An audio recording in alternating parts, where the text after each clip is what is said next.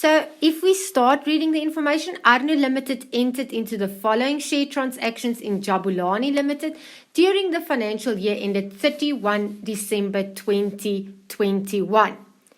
On 1 January, it had an opening balance of 4,000 ordinary shares at R1.95 each. Now, because you will be in the category at fair value through profit or loss, in the previous reporting period, which ended 31 December, yesterday, because we are now on 1 January, you would have done a fair value adjustment because those are the rules of this category.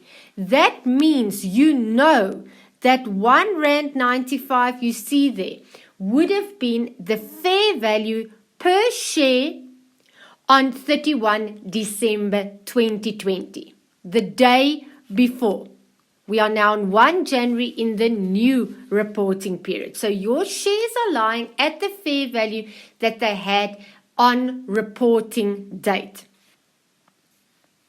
On 1 February, we purchased 2,000 ordinary shares for cash at the fair value of R2.10 each. Now, usually with share transactions, the share trading takes place on a stock exchange like the JSE Limited. So usually buying and selling happens at fair value. We would very specifically need to tell you if shares were not purchased or sold at fair value. So it makes sense that the R2.10 that they give you here is the fair value on the date that you acquire additional shares. Now, what is important to read at the moment is that you use a broker. In the information number 3, they say brokerage calculated at 0.5% of the amount paid, that is when you acquire new shares, or the amount received when you sell shares, has not been taken into account. Now, we need to understand what this means and whether that is good or bad that it has not been taken into account. And to understand this, you need to know the rules of your financial asset categories. Financial assets, and in fact all financial instruments, on initial recognition, when you buy these shares, day one, have to always be recognized at fair value, regardless of the category you are in. The question is, what do you do with the brokerage fee, the transaction costs? If this entity used a broker to do the share transactions, the broker would charge them a fee. Where would you recognize that brokerage? And that depends on the category.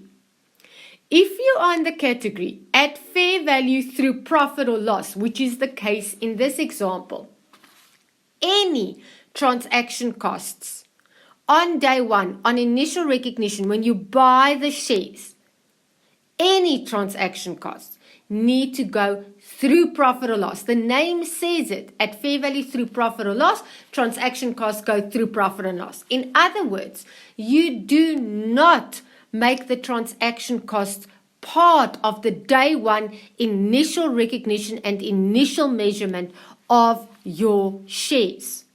So if they tell you that brokerage, which is 0.5% of the amount paid, has not been taken into account yet, that means that the R2.10 represents only the fair value of what the shares really cost without taking brokerage into account.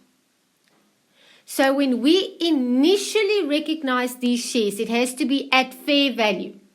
And because we are in the category at fair value through profit and loss, the brokerage, the transaction cost, should not be part of it.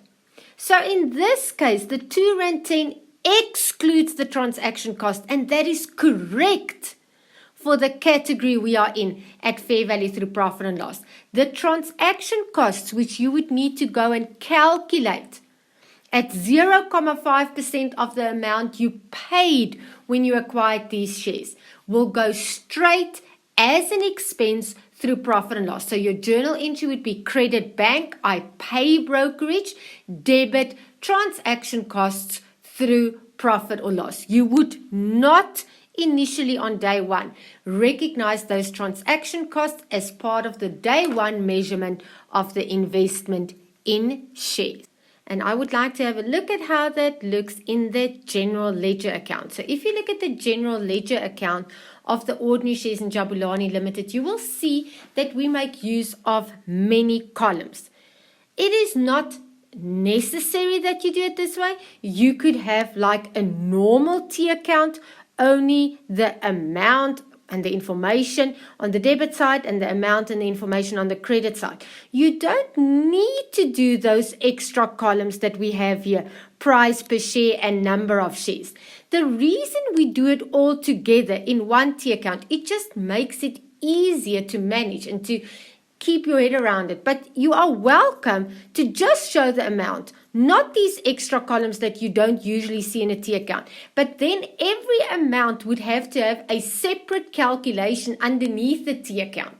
So it's just easier to show everything and all the columns together in one T account. So we start with 1 January, the balance, and we have already said that the R1.95 would be the fair value that was there at the end of the prior reporting period. We have 4,000 shares there, for the amount in our shares account is 7,800.